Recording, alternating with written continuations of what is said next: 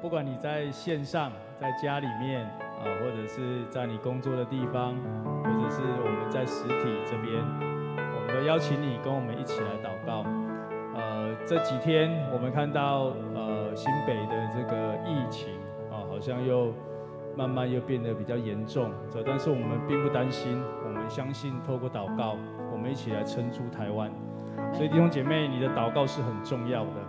你的祷告是非常的重要，不要小看你的祷告，你的每一个祷告，上帝都垂听。我们相信，在这一段期间，虽然大家没有在实体的地方有许多的聚会，但是我们不管在线上的 RPG， 或者是我们在家里面的祷告，你要相信，我们透过祷告，神一定会动工；透过祷告，上帝一定会成就他的事情。所以，我们先一起开口来祷告，预备你自己的心来到神的面前。不管你在哪里，只要你的心愿意转向神，只要你的心愿意跟神祷告，只要你的心愿意来敬拜神，神的灵就要充满在你所在的地方。我们一起为了我们自己，一起来开口来祷告。哈利路亚！主，我们向你献上感谢。亲爱的圣灵，我们再次邀请你来到我们的当中，来带领我们。主啊，你让我们不小看我们自己的祷告，让我们更多的祷告能够来到神你的面前。为了这个疫情来祷告，主啊，也为了我们每一个人的复兴来祷告。在这段期间里面，主啊，让我们有更多的时间能够来亲近神，也为了我们所居住的这一块地图来守望。主啊，我们求你的国降临在台湾，求你的国降临在我们所居住的这个城市、这个国家。主啊，你亲自帮助我们，让每一个基督徒在这个时间，我们一起站起来，为了台湾能够来守望，能够堵住破口，让上帝你亲自就成就你的心意和旨意在台湾。愿神你亲自降临在我们当中。亲爱的圣灵，主啊，在我们当中施行那美好的心意。谢谢主耶稣，谢谢你，感谢你。好吧，弟兄姐妹，我们一起开口来祷告。我们再次邀请圣灵进入在我们的当中，因为我们相信，在人不能，在神凡事都能。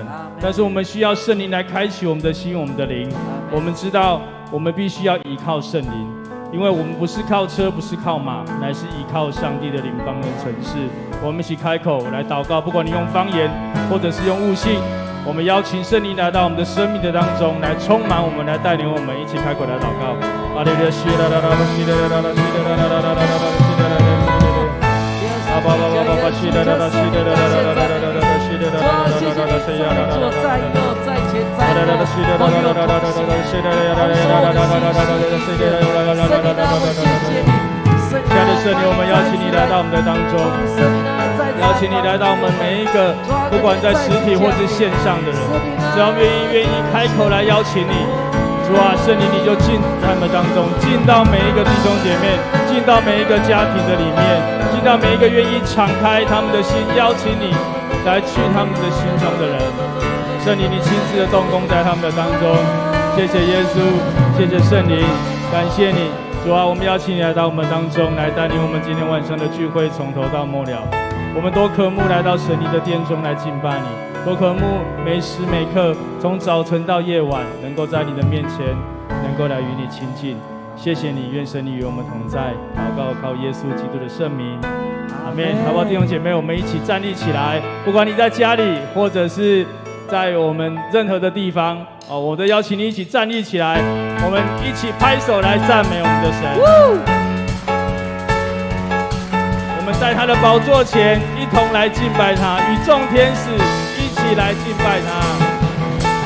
在你宝座前，我献上我的敬拜，我高举双手扬声敬拜，愿救恩归于宝座上的神。在你宝座前，众天使俯伏敬拜，让万国万邦在天上说，愿救恩归于宝座上的神。举起你的手来敬拜，哈利路亚，哈利路亚，哈利路亚，哈利路亚。救恩荣耀都归于我们的神，哈利路亚，哈利路亚，哈利路亚，哈利路亚。颂赞全能都归于我们的神，直到永永远远。在你的宝座前，更多来到他的面前来敬拜他，哈利路亚！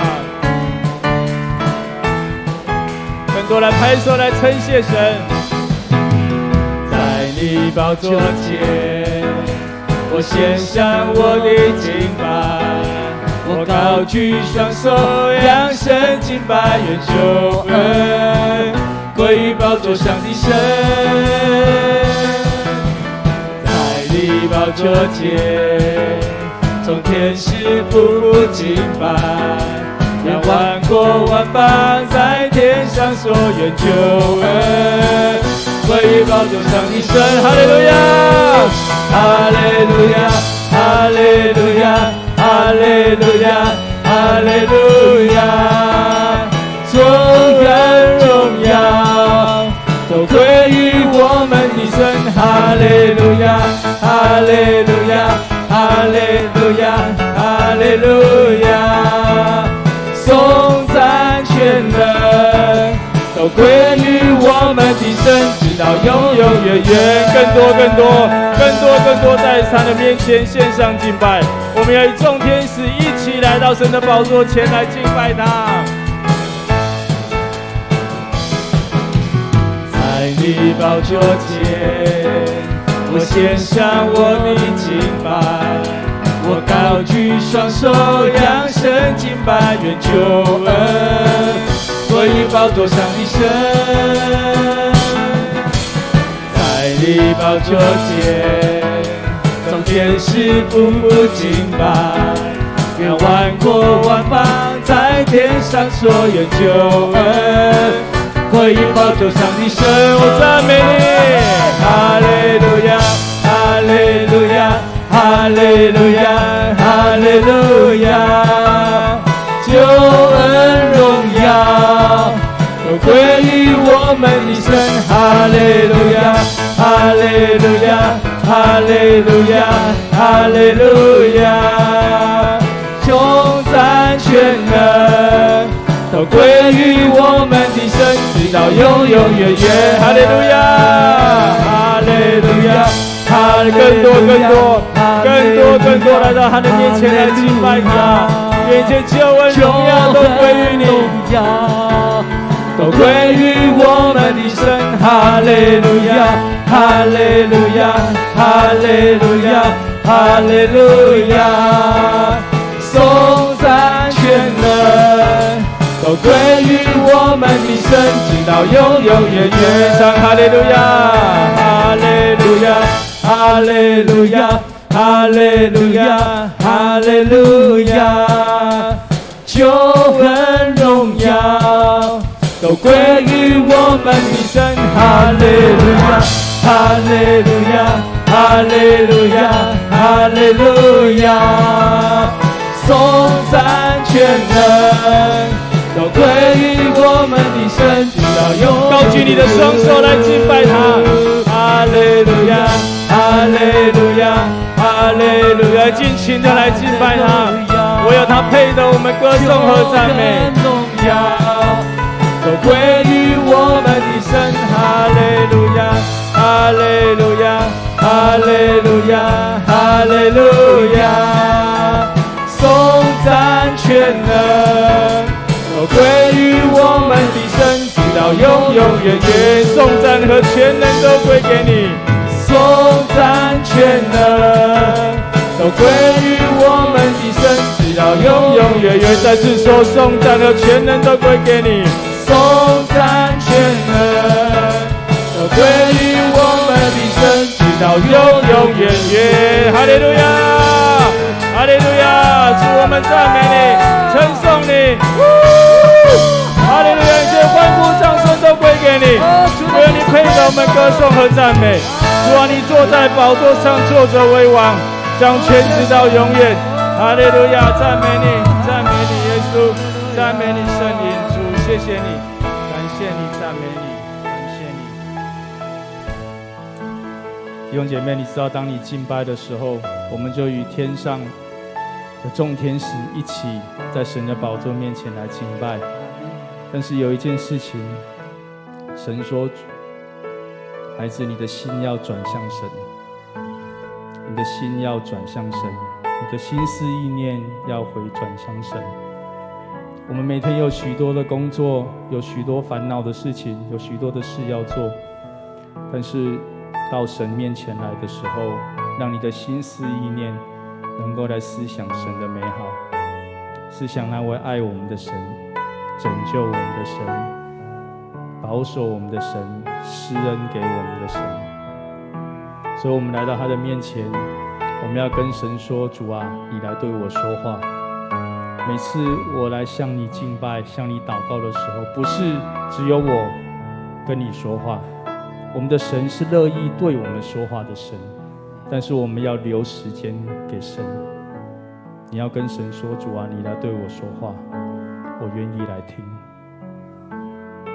所以下一首的诗歌，我邀请你，不管你在线上或是在家里面，你唱这一首诗歌的时候，你可以把眼睛闭起来，你心中思想神，你可以去问神，主啊，在这段时间我应该做什么？不管你遇到任何的事情，你来到神的面前，能够单单的跟他亲近。谢谢主。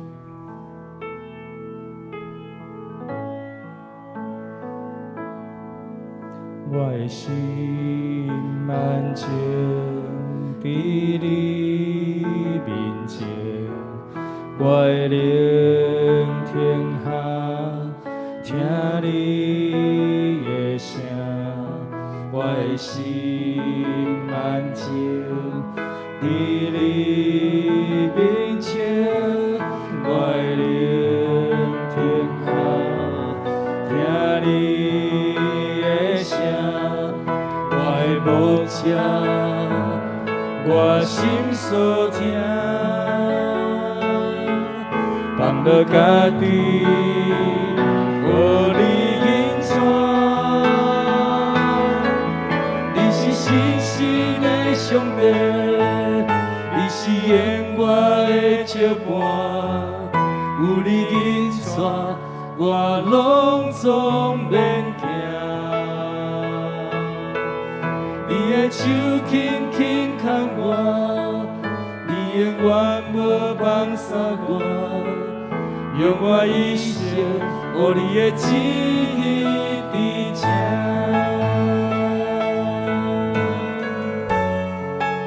再次来向神说，主啊，我愿意来聆听你的声音，愿你亲自来对我说话。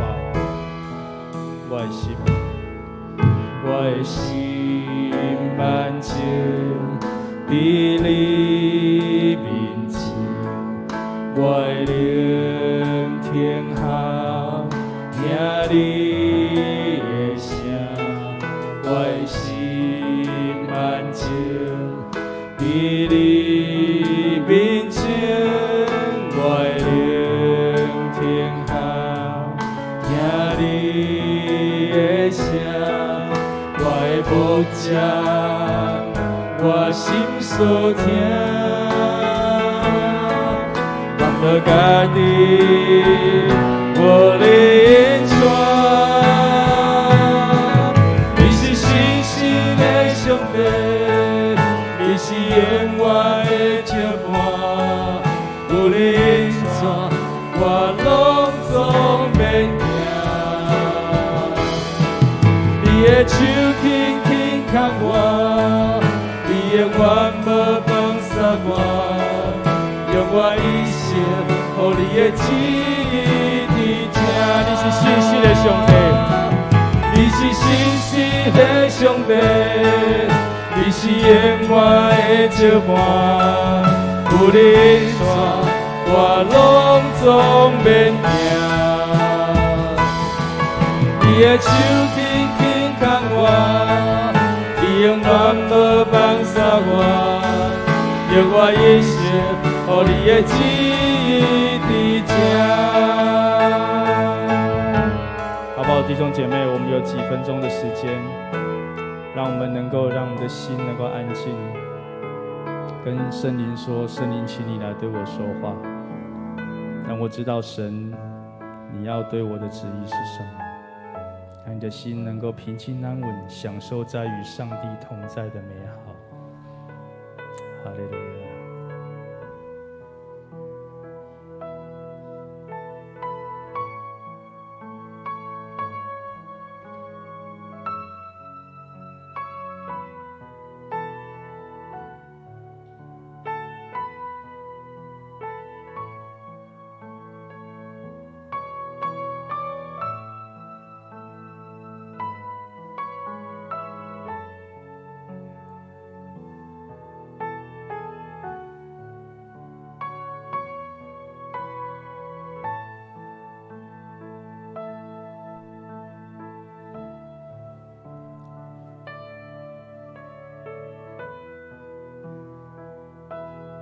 弟兄姐妹，我心中有一个感动。如果你心中今天来的时候，有带着一些埋怨，或者一些苦毒，或者是一些不饶恕，在你的心中，让你的心很难放下，很难原谅。是你这时候的感动，在你的心中，说你要向神献上感谢，因为你身边每一件事情都是神所允许的，为你透过感谢进入他的门，用赞美进入他的院，你来祝福，你来祝福那一位你看他不顺眼，或者心中苦的怨恨不饶恕的，你为他祝福。圣经说，为了你的仇敌祷告。当你愿意这么做的时候，当你愿意将祝福先给出去的时候，上帝就将祝福回转到你的心中。愿我们每一个人来到神的面前，我们都有一个感谢的心，因为神要我们感谢，不管在周围的环境怎么样，但是我们用感谢来到他的面前。所以好不好，弟兄姐妹，我们开口来祷告，为了你身边的事情，大大小小的事情，甚至你看作微不足道的事情，我们都向神献上感谢。神就打开他天上的门，祝福在我们的当中。我们一起开口来祷告。主，我们感谢你，我们感谢你，主啊！虽然这几天的疫情这样，但是我们仍然向你献上感谢。我们感谢你，主啊！你让我们仍然有生命，仍然到神你的面前，仍然我们有实体的聚会。因为在这个世界有许多的战乱，许多的天灾，但是我们在你面前，我们要献上感谢。求你除去我们的一切苦毒和不饶恕。主啊，用你的爱的眼光再次来转化在我们的当中，用你的感谢的眼光在我们的当中。主啊，让我们心中怀着感谢来到神你的面前，让我们也感谢进入你的门，你赞美进入神你的院，让我们的心能够更多来亲近你，更多来亲近你。主啊，求你除去当中的拦阻，求你除去当中我们与神的拦阻。主啊，以致我们不能听见神的声音。求你除去我们之间的拦阻，主啊，让我们能够听见神你要对我们所说的话。赞美你耶稣，感谢你，赞美你。你是信实的上帝，你是永远的接伴，有你引带，我拢总免惊。你的手永远无放手我，用我一生，予你的旨意。在这边来宣告，你是信实的上帝，你是信实的上帝，你是永远的接伴，有你引带，我拢总免惊。你的手轻轻牵我。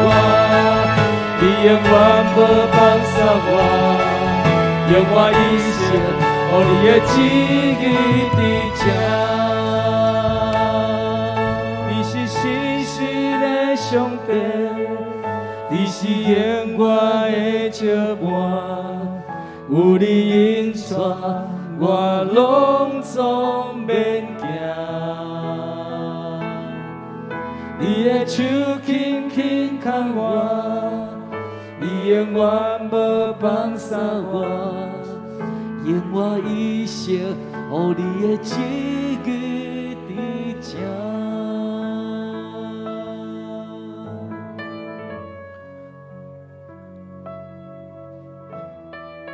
愿上帝的灵带领我们让我们今晚与神相遇，愿主的神成为我们的帮助，成为我们的力量。让我们今晚当中领受神丰盛的祝福。我们在你面前献上祷告，奉耶稣名求，阿们。请坐。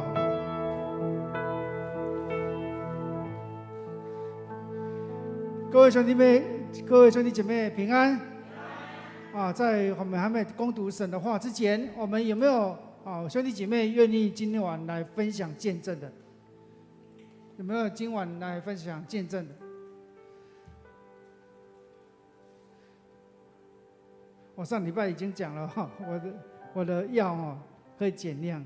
有没有人分享你的生命当中最近有值得感谢神的？你生命有经过这段时间特别疫情有特别的这样的经历有没有？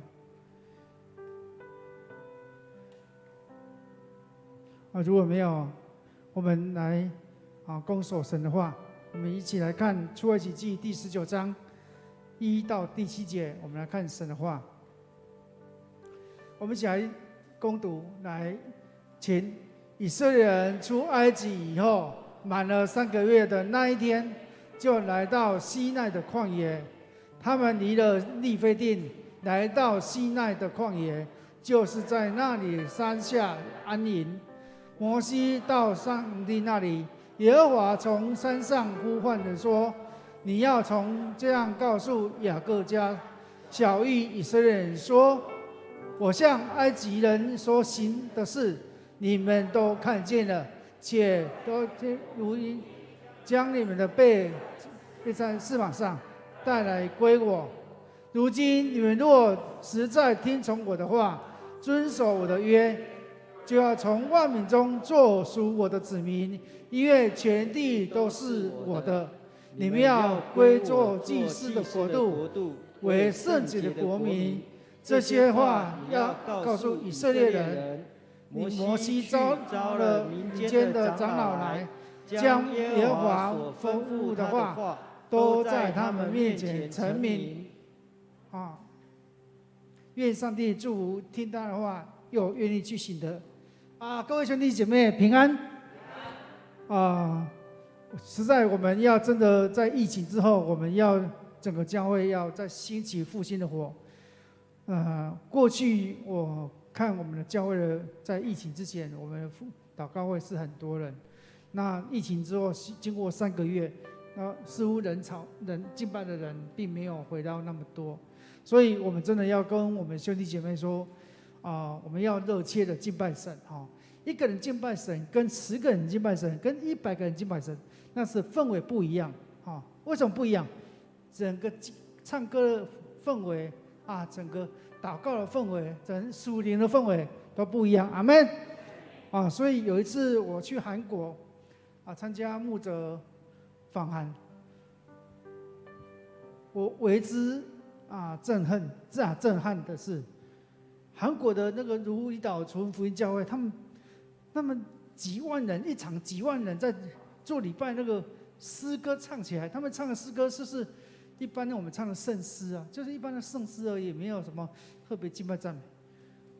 那个声量、那个音量、那个整个气势、整个礼拜的氛围，真的很深深的感动我。后来我真的想，哇，真感谢神，跟在这么大型的教会做礼拜，跟在台湾，我那时候在屏东牧会那几个人呢，他是截然不同所以我们真的就像火炭一样。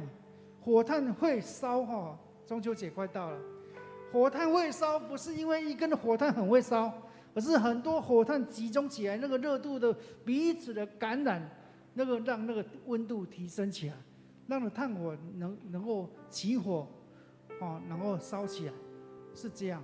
所以各位兄弟姐妹，我们真的鼓励我们的兄姐在我们的祷告会当中我们一起来敬拜渴慕神，一起来祷告，成为祷告的勇士。今天牧师要分享的，往圣的方向迈进，往圣的方向迈进。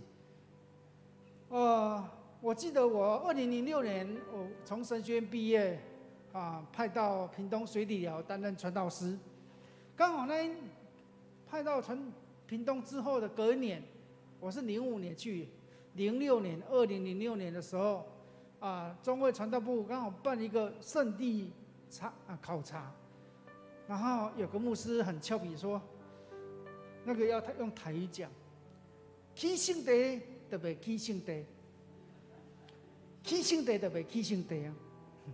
意思说你去圣地就不会生气啦，起圣地可能那个地方起圣地去那个圣地那个有接近耶稣那个诞生，接近耶稣受苦那个神圣的地方，那个原子那个地方可能会比较属灵氛围不一样啦，它比较不会有血气的生气啦然后我们知道，到底基督教讲的圣，它什么意思？我们常常会看到，有没有看到墓碑常会写一个圣徒某某人，有没有？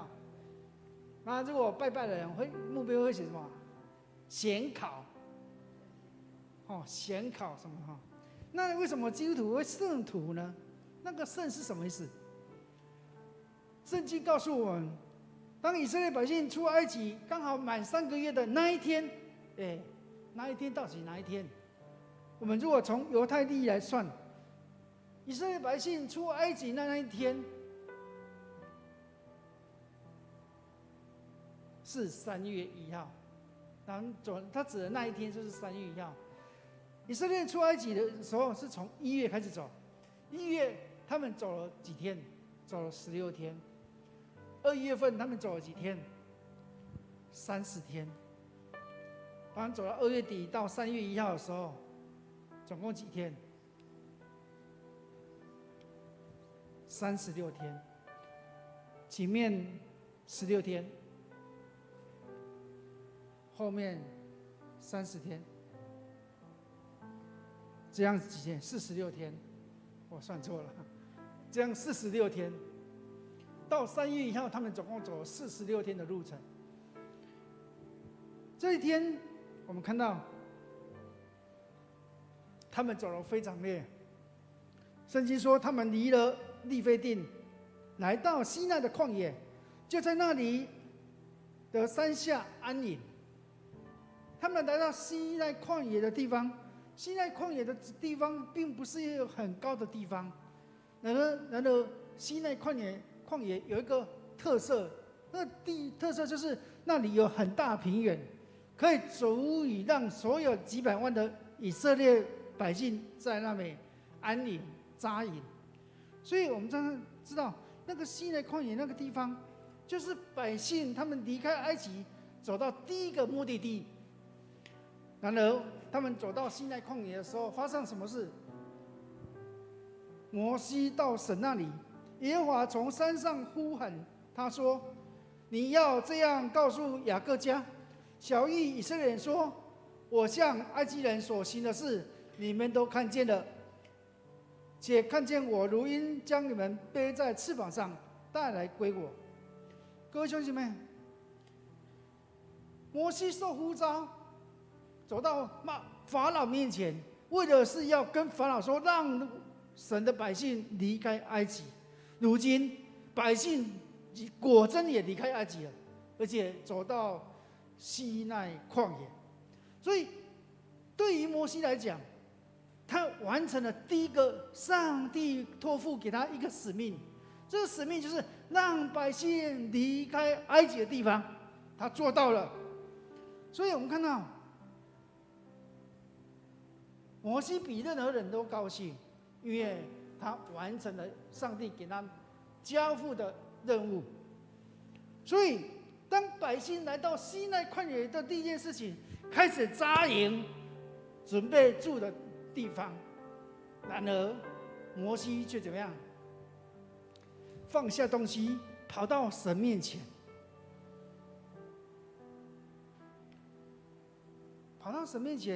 朝见上帝。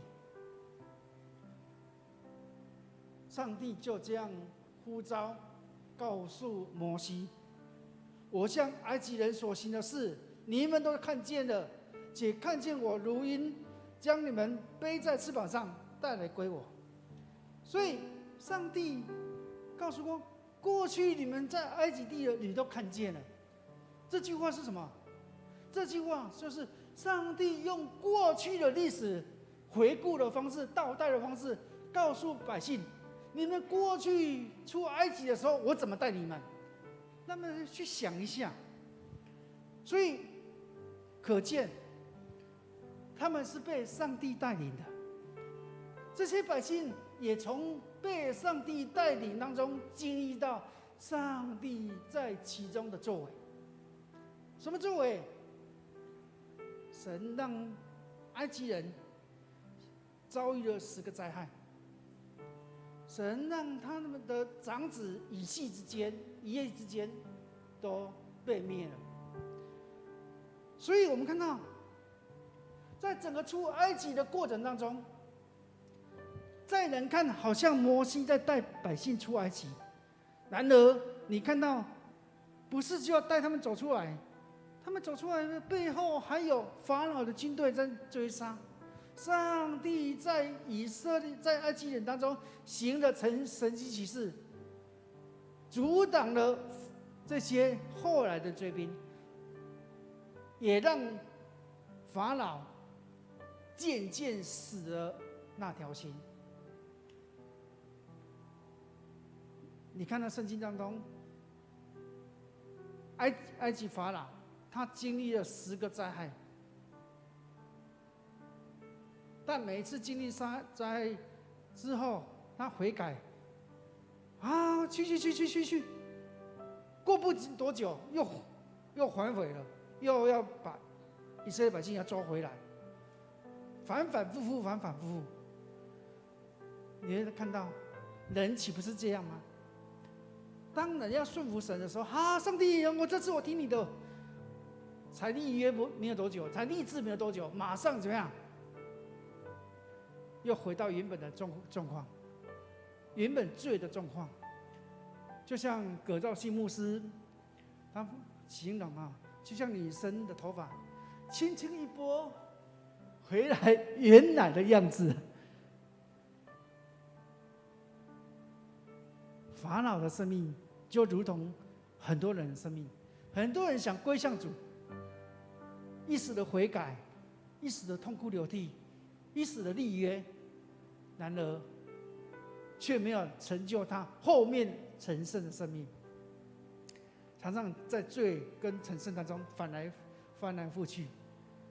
各位兄弟姐妹，我们看到，在我们疫情的时候，陈牧师在一次直播周三祷告会的分享，说埃及人所遭遇这10个灾害，上帝用这个10个灾害来让埃及人看到，上帝胜过这10个灾害。陈牧师说，这10个灾害当中，都代表埃及人他们敬拜10种神明。然而，上帝在这个10个灾害当中，要证明你们过去崇拜那10个灾害的为神的那个猴行跳蚤啦，你看这行呢？上帝要怎么样？一一击破。你看，你们看为神的能力也不过如此。神的全能要证明的这些能力，你们看为神的不过如此。各位兄弟们，我们看到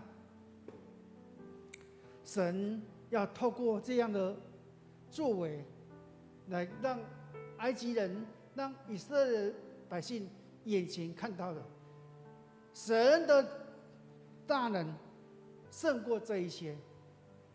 所以我们看到这些人看为神子的膜拜，然而却无法胜过上帝的作为。所以我们看到以色列百姓如今可以出埃及，并不是摩西的能力强，而是上帝在摩西的背后行了许多神的作为。阿们。所以我们看到一个恩典的领受，并不是白白无故的发生，而是上帝其中的作为。所以我们看到以色列百姓如今可以得救，乃是上帝白白的恩典。所以我们看到，不管是摩西也好，不管是亚伦也好，他们都无法夸口，是他们能力拯救百姓出来。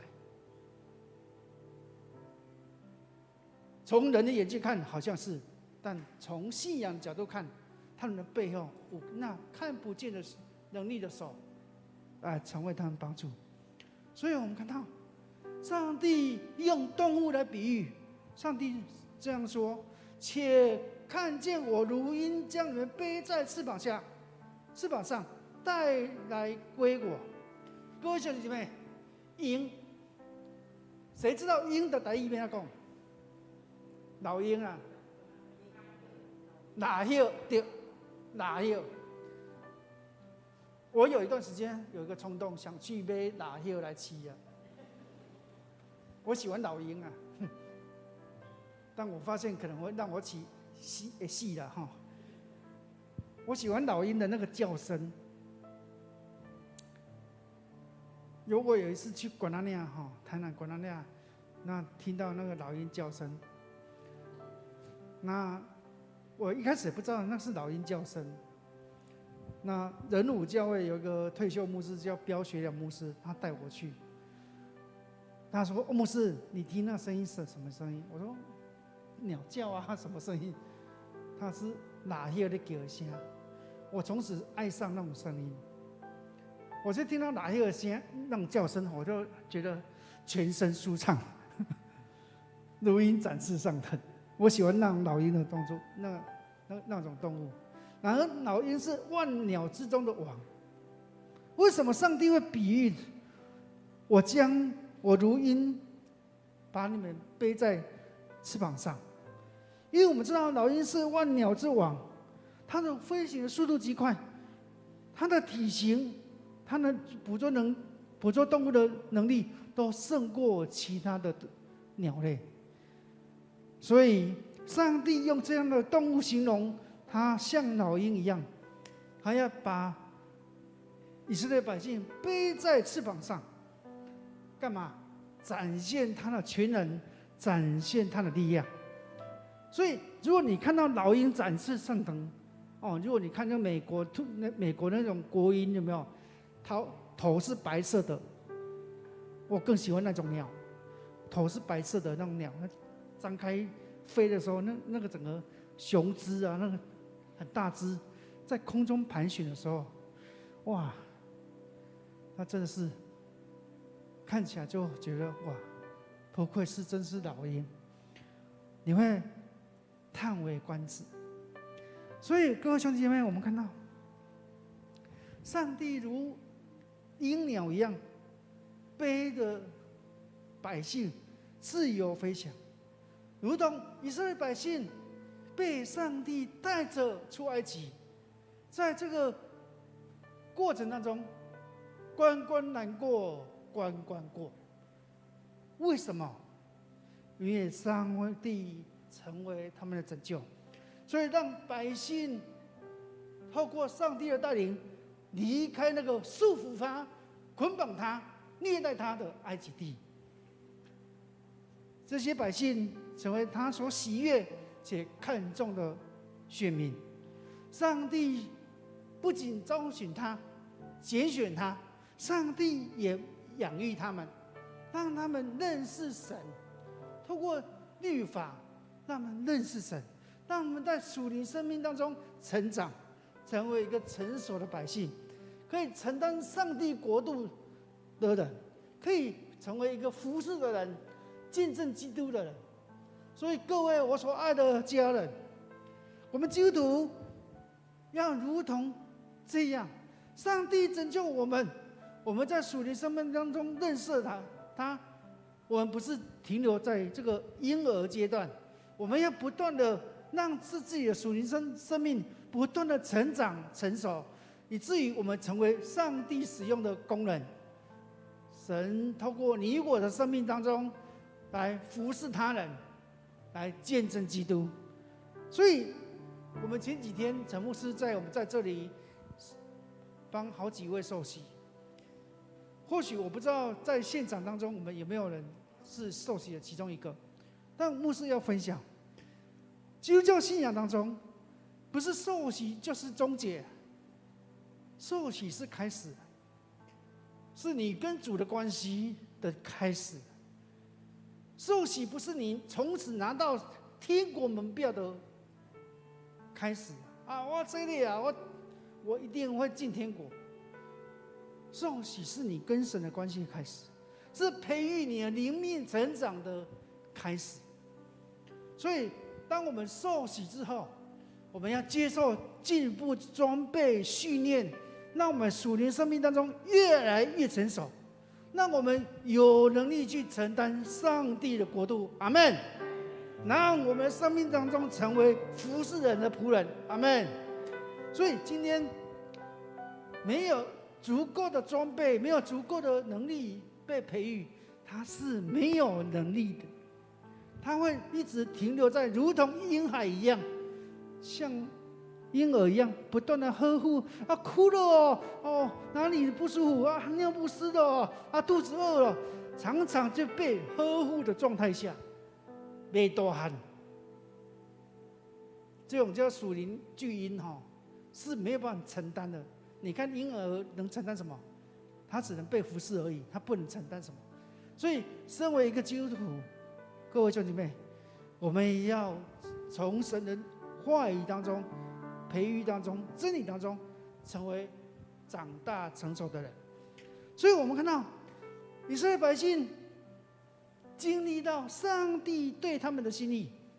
以色列百姓他们过了红海之后，他们经历在旷野的艰难，他们肚子饿了以跟上帝哭求，然后台语讲靠腰啦，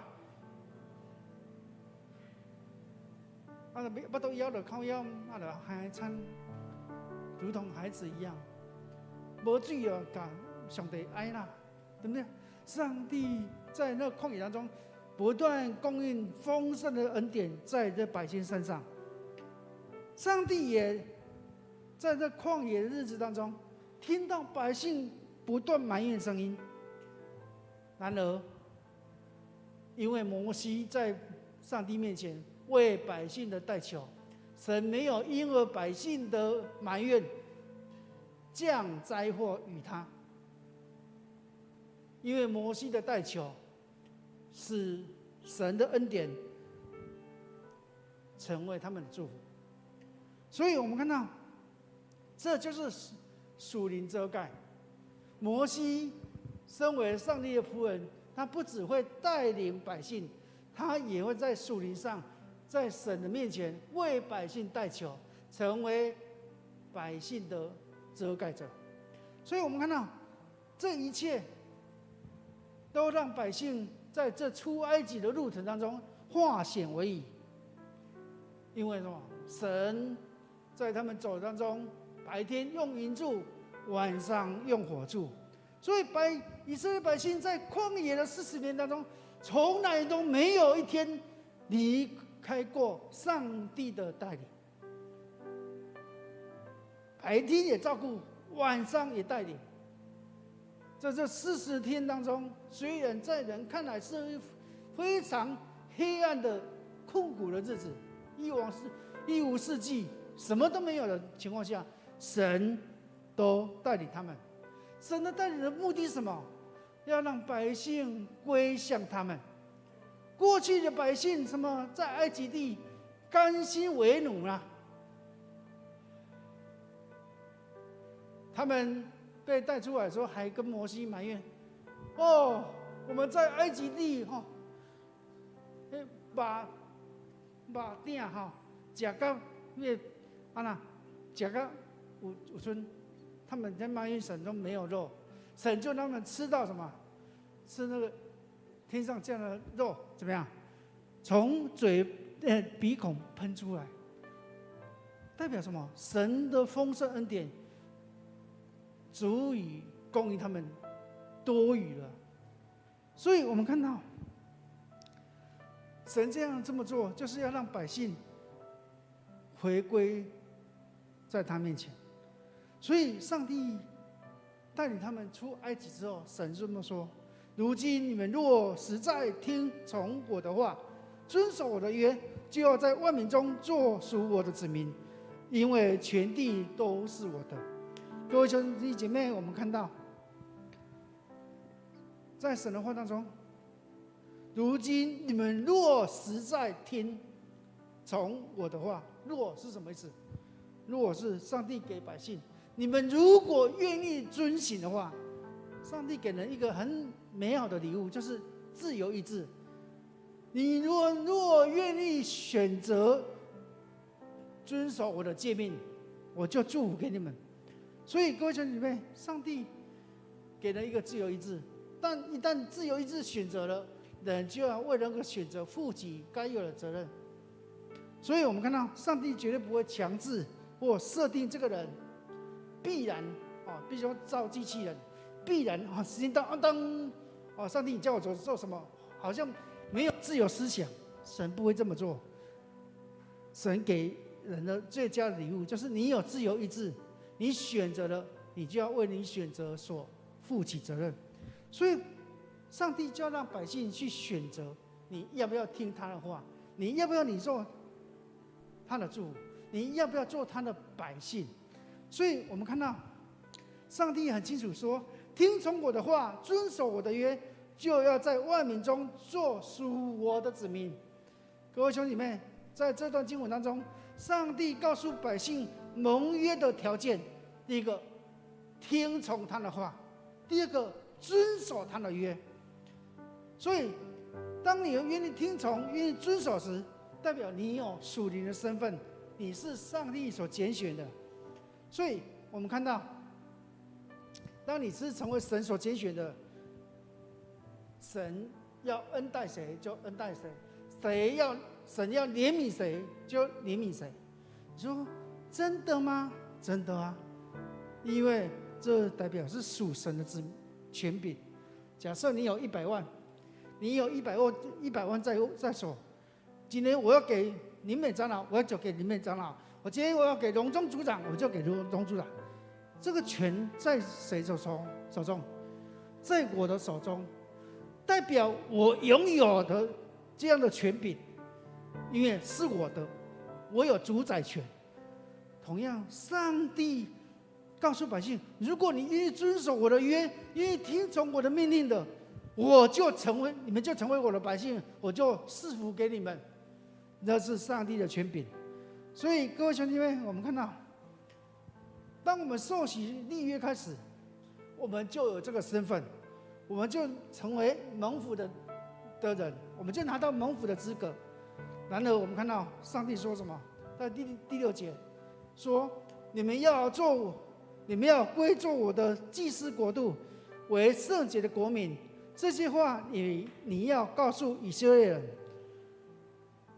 各位兄弟姐妹，很多时候经文当中说，你们要归做祭司的国度，为圣洁的国民。很多时候人家看到这项经文了，以为以色列百姓从此开始圣洁了。各位兄弟妹，看中文会误会意思。圣洁这个圣呢，帮我放一下。这个圣呢，在希伯来文意思是卡多许，卡多许就是圣。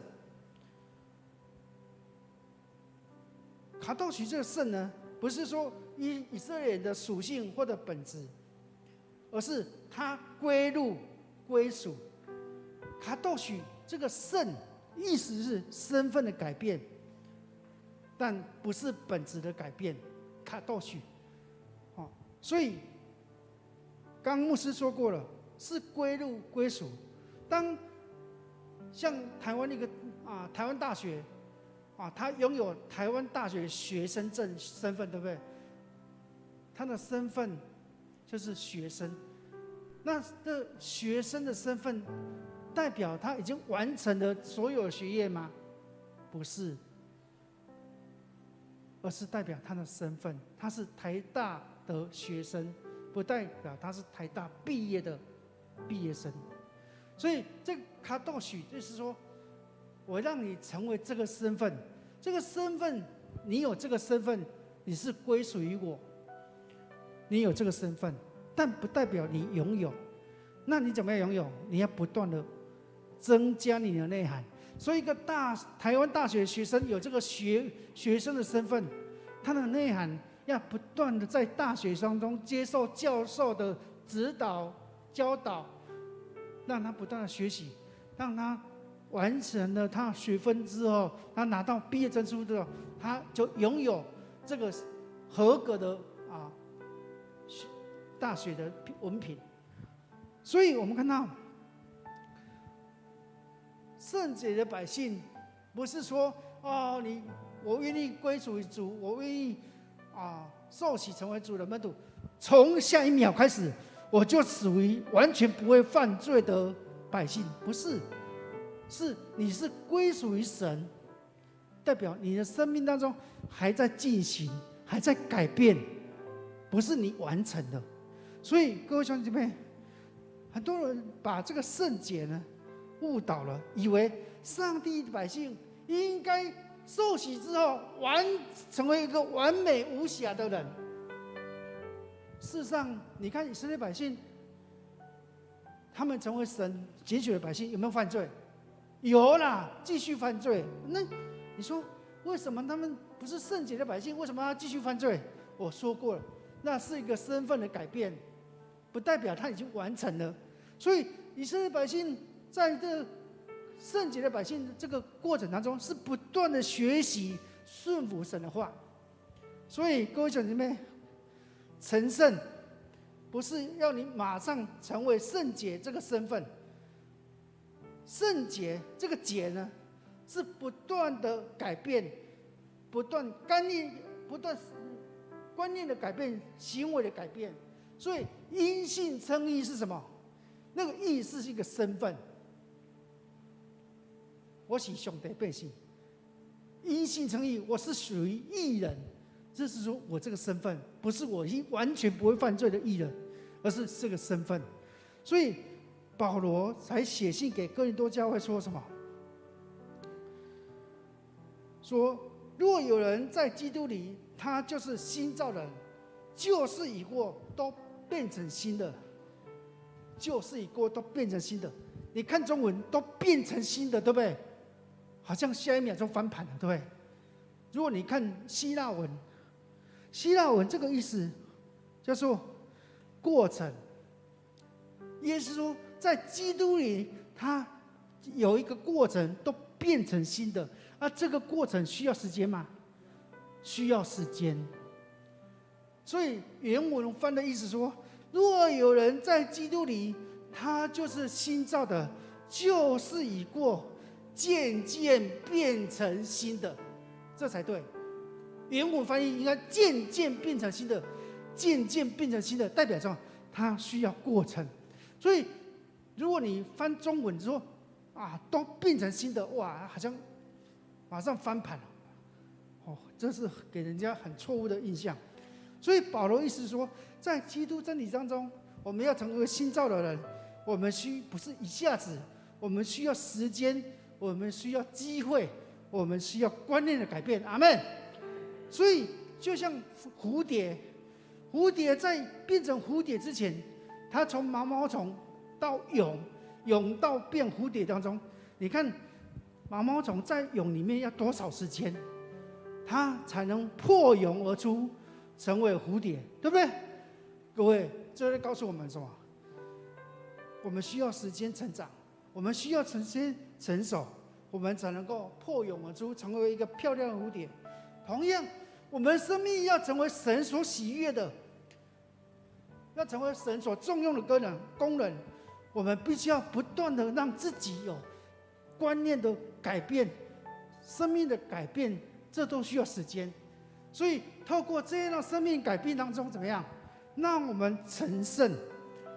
成圣是什么？分别的意思，分别与这个世界分别出来，观念分别出来，行为分别出来，做法分别出来，你要跟这个世界不一样。所以外面的人公司行号在疫情这期间，很多人怎样？很多人就我赚无钱啦，你给你过个卫生假，给你等于放假我赚无钱啦，原本就要给你3万，减做2万。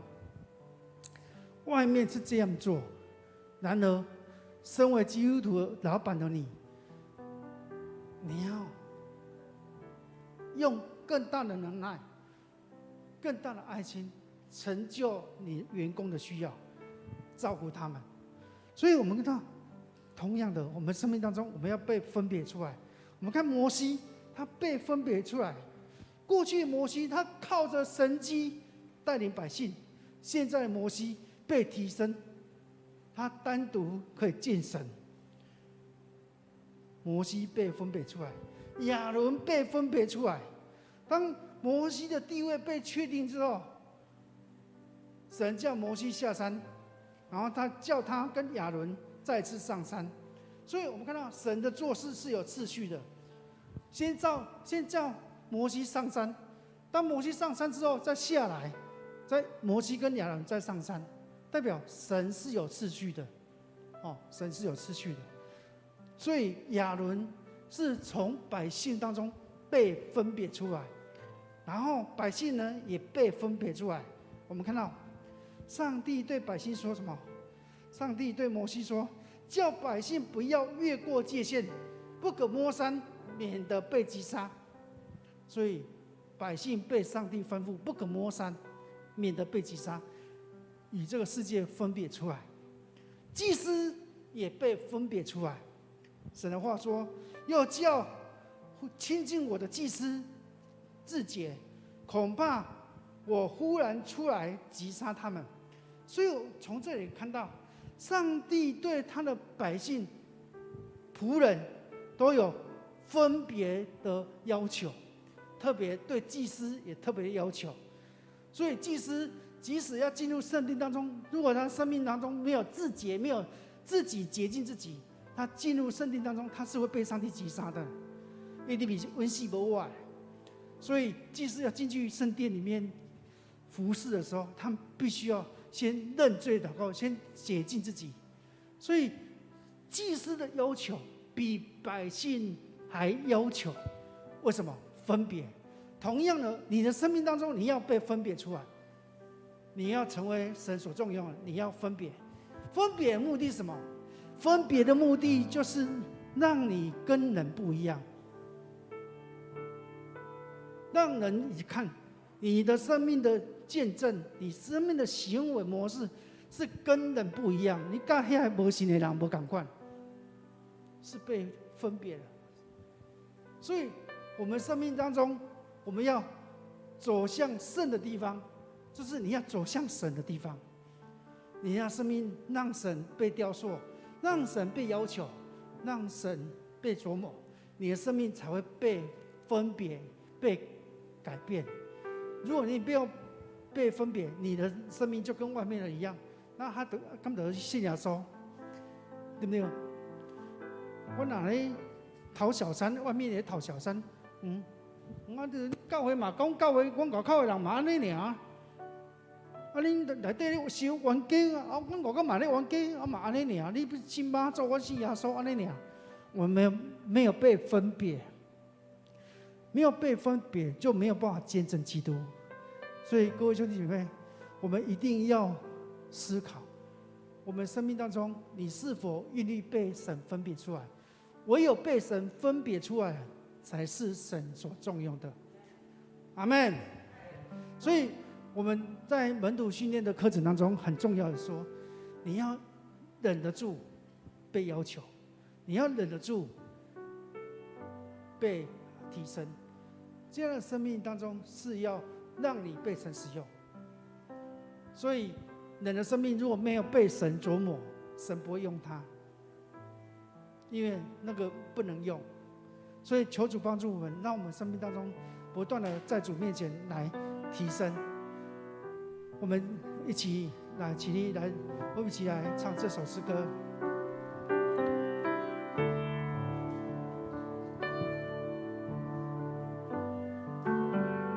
我们求圣灵来带领我们，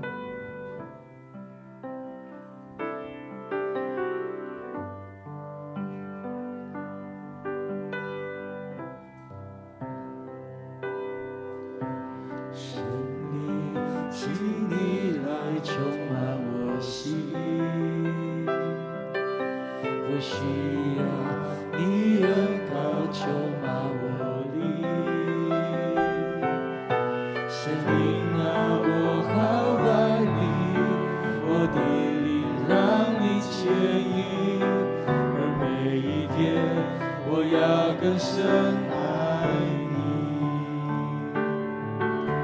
神灵，请你来充满我心，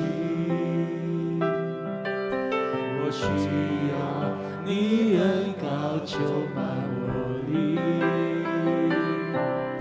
神灵啊，我好爱你，我的灵让你牵引，而每一天我要更深爱你。我要追求你，我要追求你主，我将生命献给你，牵引我更亲近你，你大能更新我灵，无人能与你相比。主，我仰望你的容颜，我敬拜你，在灵与真理里。举起你的双手来对神说，我要追求你主，我将生命献给你，牵引我更亲近你，你大能更新我灵，无人能与你相比。主，我仰望你的容颜，我敬拜你，在灵与真理里。我要追求你主，你主，我将生命献给你，牵引我更亲近你，你大能更新我灵，无人能与你相比。主，我仰望你的容颜，我敬拜你，在灵与真理。这时候，我们为了我们自己来祷告，说圣灵啊，你帮助我，让我生命被主提升，让我生命成为愿意被主琢磨，愿意被主更新改变。我们喊三声主，我们一起来祷告。哦，主啊，主啊，主啊！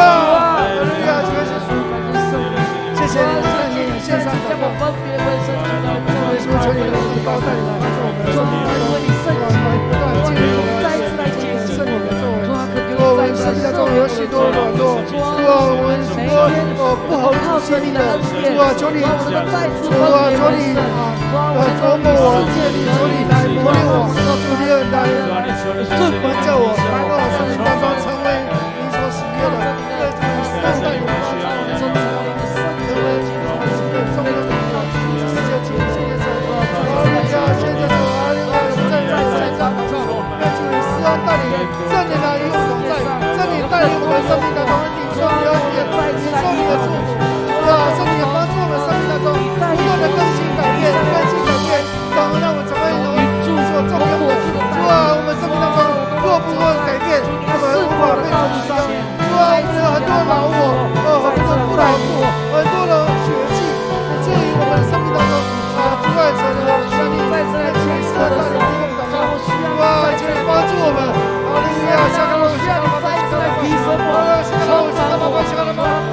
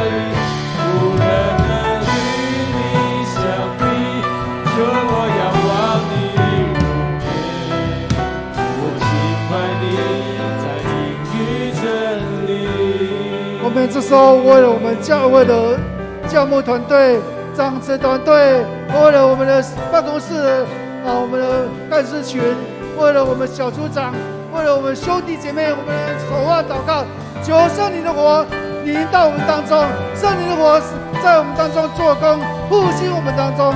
与神的关系，我们一起来祷告，哈利路亚！主耶稣，我们在你现在祷告，主啊，求你帮助我们，让我们生命当中越来越爱主。主啊，求你为我们，主啊，让我们教牧团队在你的面同心合意的服侍。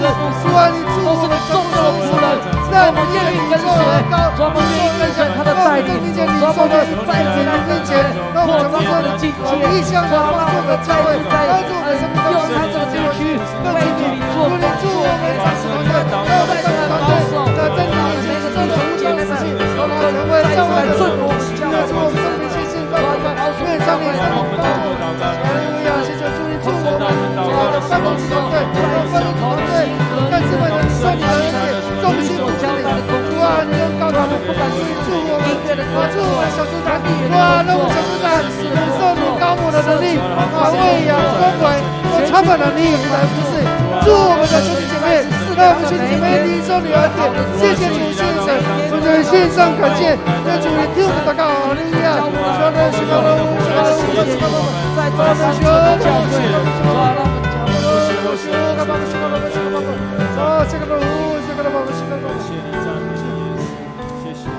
我们这时候，我们为了我们兄弟姐妹，有许多人来软弱，身体软弱，我们真的为他们守望祷告。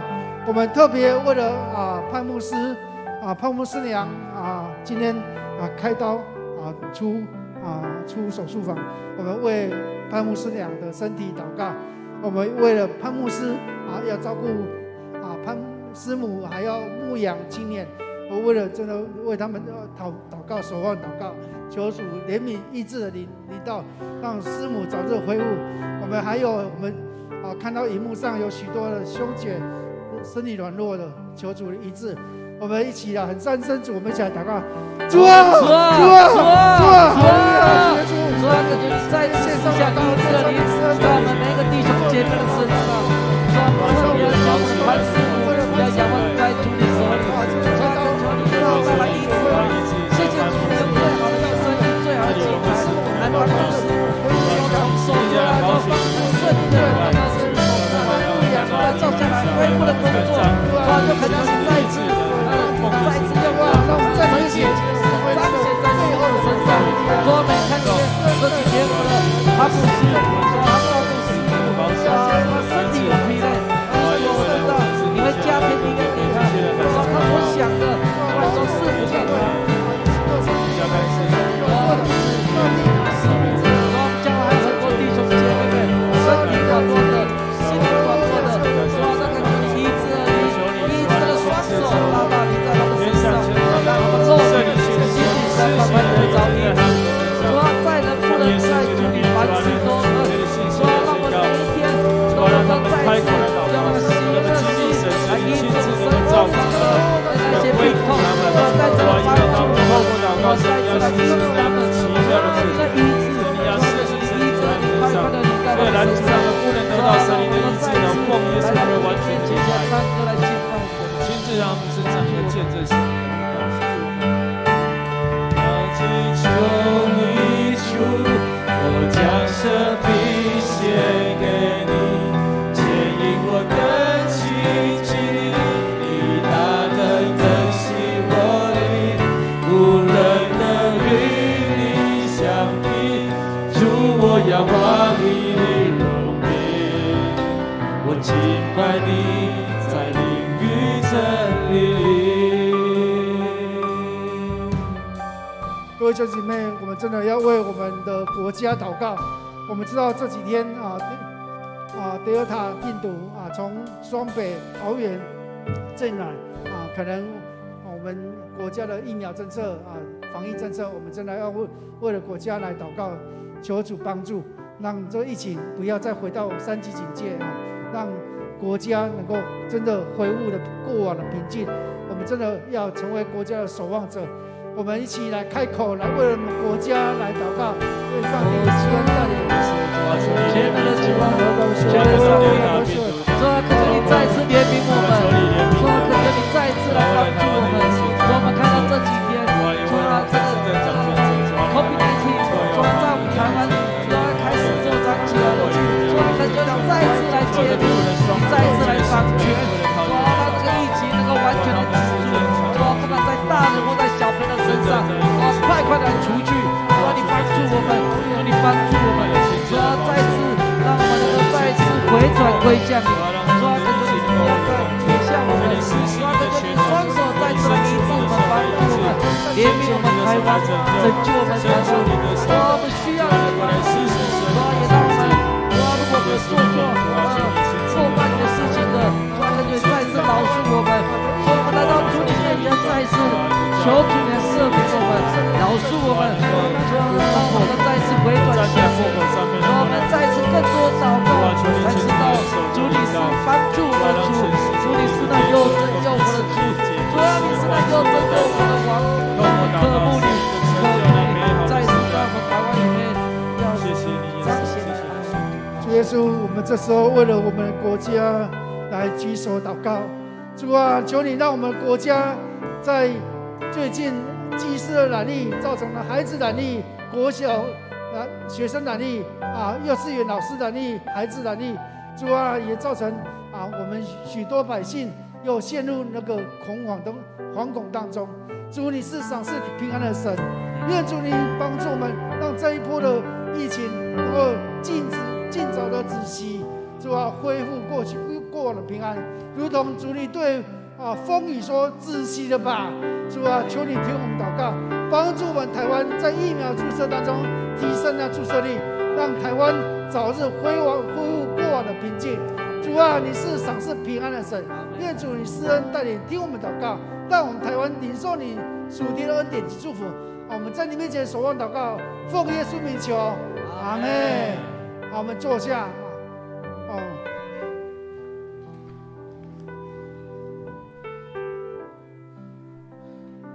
愿上帝的平安赏赐在我们当中。